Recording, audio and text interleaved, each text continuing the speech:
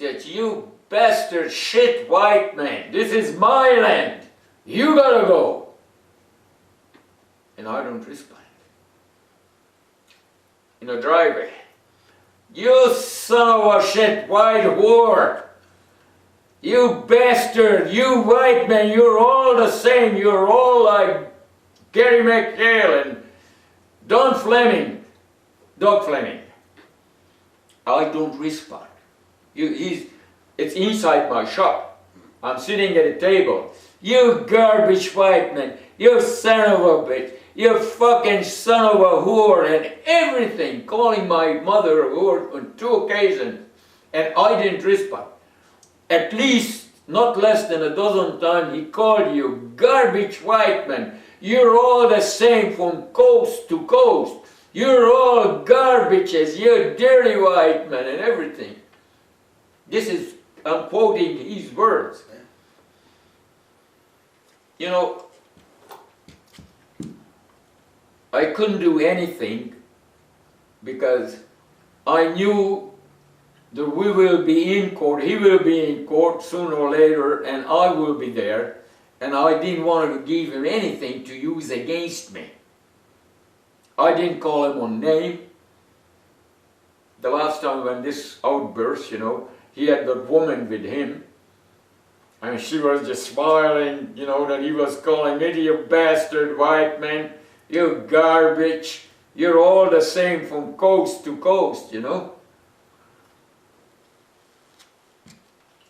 You know, I look at them, I look at the Six Nations,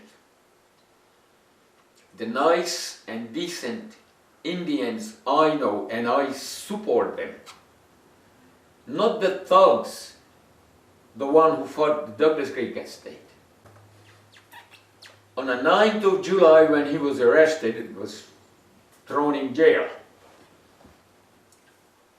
I didn't know anything about it because I was washing the car over there, and 2 or 3 reporters came in and they asked me, Ernie, what's going on? I said, I don't know, you tell me. Well, Boots has been arrested. I said, no. Oh, well, don't you know it? No, I said, I am here washing the car, and before I was on a computer, struggling with it. So, they are telling me, oh, he has been arrested, and his sons and the others, you know, they are all in jail.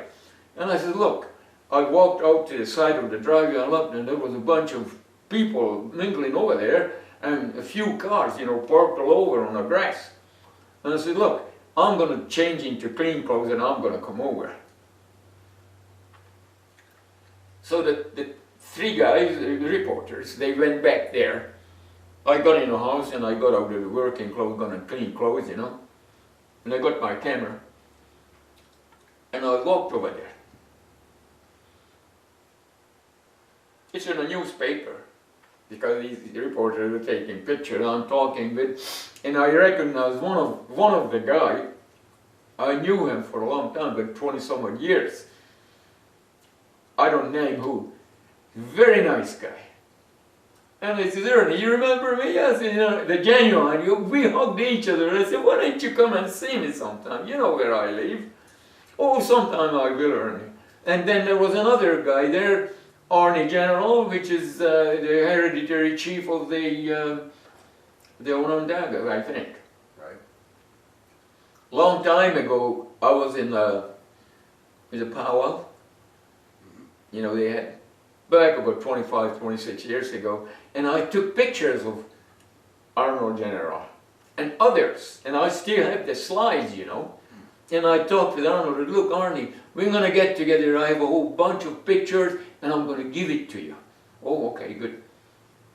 There were 4 or 5 women there, and I think 2 of them was clan mothers. This is when Boots was arrested and taken away. Right. His sons were in Tim Horton, and when they came back, the shop was open, and they found out that he was arrested. So they called somebody. They had a meeting in the Oneida Industrial Park, you know, this big white building there? Just in the 5th line. Oh yeah. You know what I'm talking I about? think so, yeah. This is where all the negotiations are conducted. They had a meeting there, the government, they were negotiating. So when they got a phone call that Boots has been arrested and is in jail, quite a few of them got in a car, walked out on the meeting, and they came over here. And I know there was 2 clan mothers among the women and other women there. I have a picture in a newspaper there. Right. You have them? I've seen them, I think. You saw them? I think so. I'm talking, I'm pointing, you know, pointing up something, whatever. When we talked, and I said, I don't know anything what happened because I'm on a back. And I said, I'm against violence. I hope there was no fighting.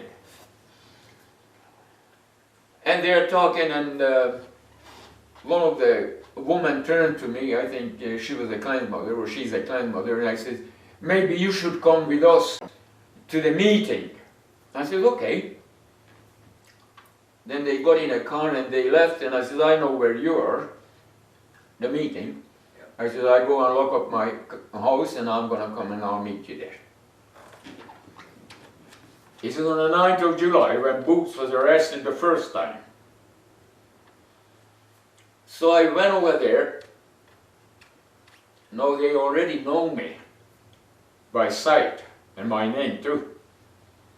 I was walking in, I got into the lobby, and one big guy came over and he says, Ernie, you don't talk to anybody. Media is there, the TV is there, reporters are there, quite a few of them.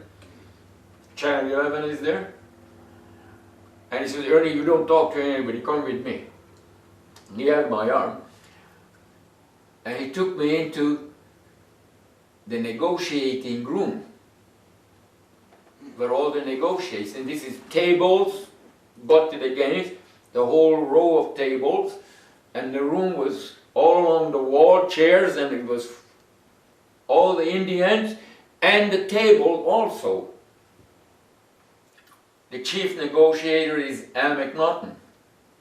He's there and other people there, and he says, Ernie, you come in. We close the door, and he says, okay, tell us what's going on. But by this time, I got a copy of my deed from the township. And when I went out there, talked with them, and they invited me to go and meet them in the negotiating room, I said, okay, I'll lock up the door and I'll come and meet you. I grabbed my copy of my deed, and I put it in my pocket, and I went there. I took it with me. There was nobody there but all Indians. Even the reporters were out. They told them to get out. And I asked them, okay, you people, I have a deed. I want to know, do I owe that land or not? Boots is on my place. He claims that this is a stolen land, a disputed land, and he claims that it belongs to him and belongs to you people all. Yet I have a deed registered my name.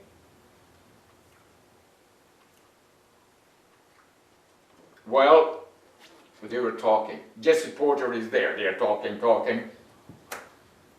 And I give the deed to one of the Indian. I've seen him 2-3 times. I found out he was he's one of the sub-chief. Right. I give it to him, and he was reading it, etc., and then he gave it to me. He gave it back to me.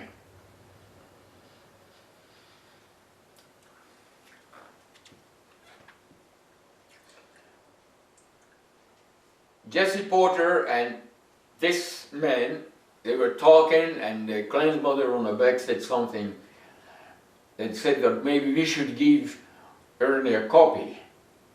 So they went out, and they gave me, within a few minutes, a woman came in and gave it to Jesse Porter, and he gave it to me, a copy of the Plank Road Treaty. Well, I didn't read it. I looked silent. I have it here, so many pages. I'm sure you have it, or Gary must have it. I'm sure. The OPP has it. The county has it. I have it. The copy of the Plank Road Treaty, Right. in which they claim that they never surrendered the land to the government. I don't want to know. As long as I have a legal deed registered in my name, I owe the land. They can claim it. I said to them many times that you got to fight. If you have a legitimate business or claim, you got to fight for it. Yeah, the government won't give you anything unless you fight for it. I don't mean fist fight. Right. Court. We have court, take the government to court and so on, and if you have a legitimate beef. So, I got a copy of the Plank Road Treaty, and I put my deed in it, and it says I read it at home. And then more talk among the Indians. And then, he says, Ernie, you come and sit down here. There was an empty chair along the wall. I sit over there, and then somebody went out, and the negotiating team came in. Really?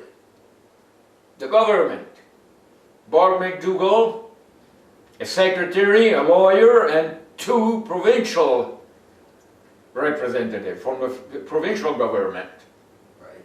They came in and took the chair, their seat, and on this side, Al McNaughton. This is where the main negotiating table, they had the sacred rod over there in front of them. And then Al McNaughton started talking that we do have a problem here. We have Mr. Palmer here. His land is being occupied and he claims that he owns the land and so on, and to Barbara McDougall. And then, and Al McNaughton, he looks at me, Ernie, he got up and he says, you take my seat. So I sit right across from Barb McDougall. And he says, Ernie, you present your case, which I did.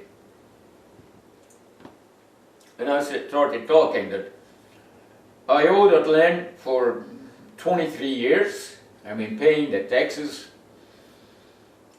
I have a registered deed, registered in my name.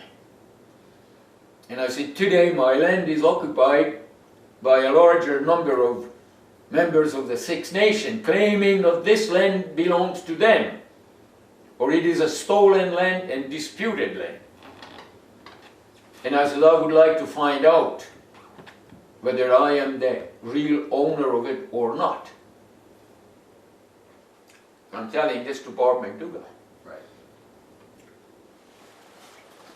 And the usual talk, you know, saying nothing. Right. That we are working very hard, this is a very complex issue, and we have advanced so far, and all kind of a thing, you know, talk and talk and talk, and more talk. Bob McDougall is talking and talking about this and that, and I say, okay, that's fine, you're doing it, but I still want to know who owns the land. And I have a deed in here.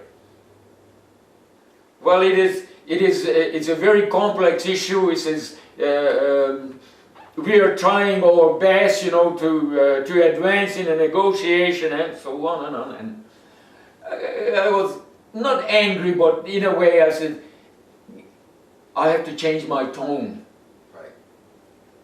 towards them.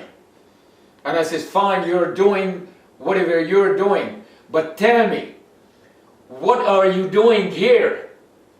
At 3.5 years later, there is nothing concrete comes out of the negotiating table. What are you doing to her? You're exchanging pleasantries? Is it this way the land claim is never going to be solved? And my problem is never going to be solved.